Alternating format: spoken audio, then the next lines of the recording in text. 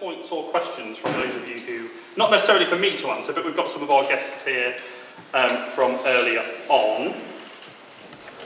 If there's not, there's not, and we can... Yes, Sylvia. There's a coffee advert where they're taking young boys in to be coffee growers. Is that anything to do with Fairtrade? No, I think that's Coffee versus Gangs. I think it's a different coffee company. It's not got anything to do with Fairtrade. So the difference, it's another, I think it's, I don't know much about it, but I think it might be a bit of what Paul was talking about earlier with the kind of CSR focus. So what Fairtrade does is that it comes out of the grassroots and out of the community. So it's very much, it's one of those things that enables children to continue being farmers. So especially with things like coffee, with cocoa, the average African coffee farmer is 62 years old.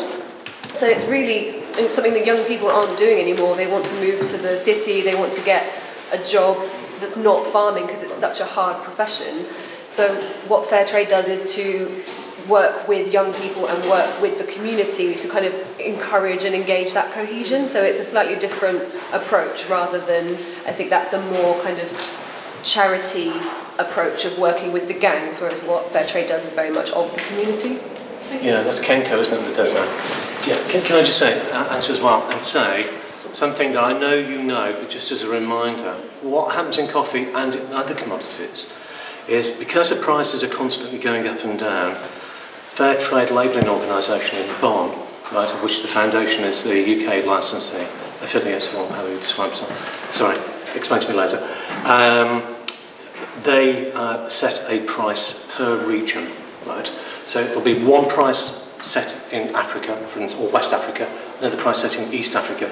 There's slight differences, but I'll just get to the point. Let's imagine that the price of coffee falls to $1.26 a pound, right? There is a, let's imagine the floor, because I don't know actually what the price is off the top of my head, but let's imagine the price is $1.32 is the floor. What it means is if the price falls to $1.26, we, Café Direct, Suma, all the other Fairtrade brands, we all pay the higher price. We pay the floor price. If the price goes up to $2, we pay $2 like everyone else. Right? And that builds in sustainability because it means that the farmers know they're always going to get that price. They're guaranteed that price. Now, back in the day, when Fairtrade coffee started, what would happen? They'd sell the best coffee at the highest price they could, and then the rubbish they'd sell at the minimum price, right? And that's the reason why Café Director was very early. People would go, I've travelled further to find this coffee, I've paid more, it tastes bloody horrible. Sorry, forgive me, right? But that was just the truth. It's not like that now, right? That was the case at the beginning, that we completely ironed that out. Now we get the best coffee, absolutely. But in fact, all the coffee is identical, but it's sold at, you know, there's not, this part here is Fairtrade, this part over here is, with the exception of organic, of course, that's a different thing. This part is a different, you know, non-Fairtrade, or it's another accreditation. All the coffee, right, is grown in the field, and they sell it. They sell as much of it as they can at Fairtrade. One of the big problems for them is they want to sell as much of their coffee as Fairtrade as possible, because they get the 1% premium, plus they get the floor, the minimum, right? And if the New York price falls below, and it does, because it's constant up and down, up and above that line, then, you know, that's it. The gang thing, this is Kenco and their CSR business. Who knows how much money they're growing? They don't tell us, do they? In their advertising. And I bet they spend more on advertising telling us than they did in the programme. Sorry, forgive me. Sceptical. Any other questions? Can I ask Paul a question? Yes, of course, yeah. I've got a Tassimania coffee machine. Oh, Tasmania. Yeah. Is there any chance of you producing the... 14 grams of coffee. You choose that because there's more coffee than the Nespresso capsule. Wonderful thing about the Nespresso, Nestle, of course, right? Back in the 1940s, when the American troops were here, they had to survive on powdered egg, powdered milk, along with our troops, and powdered coffee. Somehow or another, after the war, we got left with powdered coffee. We're still drinking the bloody stuff. Please get rid of it. Anyway, no one else drinks it except us. The Americans didn't drink it. As soon as they got back home, they were drinking fresh coffee again.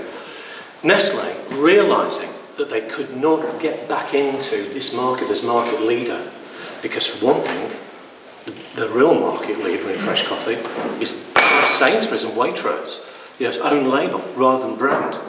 So the big brand in fresh coffee, of course, is Taylor's. Betty's of Harrogate, Yorkshire Tea, same people. Second one down will probably be Cafe Direct. Now, they can't get back into that market in Britain and in Europe. So technological change and innovation, spent a lot of money in R&D, created an espresso capsule. Fantastic. How long does a patent last? 10 years. How long did it take them to create the product? 8. Yeah. So they'd only just got the product out and the patent gave in. So now we can all produce capsules, and that's going to be the next thing we do, is capsules. Whether we do the Tassimo, Tassimo disc. That's a 14-gram capsule. The real growth is in the 6-gram Nespresso capsule. The one that George Clooney advertises. Yeah, just already sell Fairtrade in the Nespresso type. In the Tassimos? No, the Nespresso. Yes, but of course in the end... It's not actually Nespresso, I don't know what it is, but it's Nespresso. Yeah, Trademark. that's right. Well, Nestle was created, wasn't it, by a guy in Switzerland. He's a German, I remember this. In the, 1830s, something like that. And that's his name is Nestle, isn't it? I can't remember his first name now. So, it'll come back to me, Bernard or something like that. Anyway, in no time they moved from their very first thing that they created, that Nestle created in the first 10 years of their business was gas oil, was diesel. They were creating fuel for motor cars, but they're going nowhere with it. They realised it was an old Swiss recipe based around milk that could travel, and they created essentially carnation milk, which is widely drunk today by the Dutch. Right. And then over a period of time, they go, what we can do? We can add chocolate to this milk, Nesquik, right? And then they go, oh right, okay. Well, what goes with milk and coffee? Right. Okay. So they're in, and of course Nestle chocolate. Right. So all of those products, huge corporation, all based around just a few products, all in a very similar sort of food group. Interesting. But they're out of luck now, because if they think they're going to sell 55 pence per capsule in specialist little shops, there are 50 miles apart, they're going to think, people want to buy these things for about 20 pence a capsule, and they want to buy them in their own supermarkets. That's going to happen in the next 2 years. Yeah. Not just us, but other brands. Yeah. Okay, is there anyone else with a question? No? Well, just one. Yes? Sorry, we didn't get this. It's okay, don't worry. Are you able to give me a quick recap? I know like a really synopsis. One thing to say is that most of our sessions have been filmed, so we'll be going online. So look out for those. That's the first thing. Okay. Can you do a very quick précis? The whole day was my turn. Sure. Yes. I've missed out on it. Yeah. It's like a whole round thing. Well, my name's Rachael and I'm from the campaigns team of the Fairtrade Foundation. Okay. So my section was talking about why an ethical choice makes a difference in the community, whether it's for local business, for churches, schools, other places of worship, or for Fairtrade towns. Yeah. So there are 612, I think now, different Fairtrade communities, from towns to villages to cities to boroughs to whole counties working together. And what they do, I don't know if you're part of your local Fairtrade community. I've always been Fairtrade, yes. So these are steering groups that come together and do events and other bits and pieces in their community and work with these other different groups. So essentially my talk was about summarising what makes Fairtrade so special, what makes it so different, and how that works and how that kind of creates something different and more exciting for both consumers and campaigners to get involved with. Can I direct it back then? Can I ask how you're rolling that out here, specifically in Hinckley? One of the things when I moved here was I loved that it had a Fairtrade status. and I've kind of floated in and out. Well, one thing I'd say to you is it would be great if, I mean, one of the things we talked about earlier on when we had the volunteers here from the Fairtrade Forum for Hinckley and Bosworth, is how we need new members to join that forum. It's not too much of a commitment, you know, it's primarily around Fairtrade Fortnight and then we meet throughout the year. So, I mean, we'd absolutely adore for you to, if you have any spare time, to be involved with that. That's the primary kind of organ, with Jane's support as the Borough Council officer, to driving Fairtrade through. And, you know, as I say, I mean, for a relatively small borough, some of the things that we've done, like dresses for ethics, and indeed today's conference, which I think is quite unique for a small borough to do something like this and not a region or nationally, we really have garnered a national reputation in terms of fair trade. So I'm really proud of that. I know Jane is too, and indeed our other volunteers. So I mean, that's the main vehicle I'd say to you to get involved with any other ideas or other things to do. I mean, we'd love that, you know, because it's difficult to come up with new things each time. So certainly, if you want to have a word with us after, we can sort that out. The other session that we had that you will have missed was Sarah Shepherd earlier on from the Just shop in Leicester, the Just Fairtrade shop, so it's Just Fairtrade, the social enterprise. And so she talked about how that was set up as, you know, not quite a business and not quite a charity, but a social enterprise.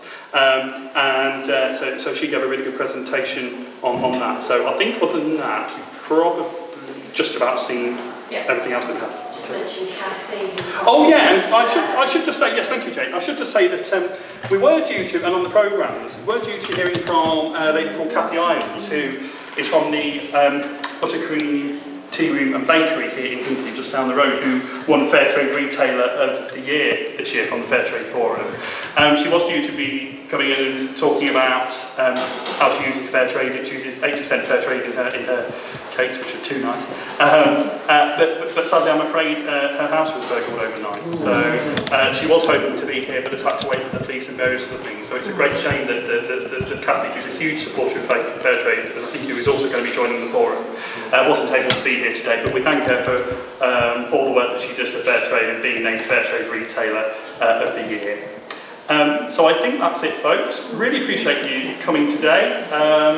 It's been a fairly long one and lots of listening, but really we're not the ones that make the day, you make the day. And I think I can say this, with this having been the first Hinckley and Bosworth Fairtrade Conference, it's the best we've ever had. Thanks very much.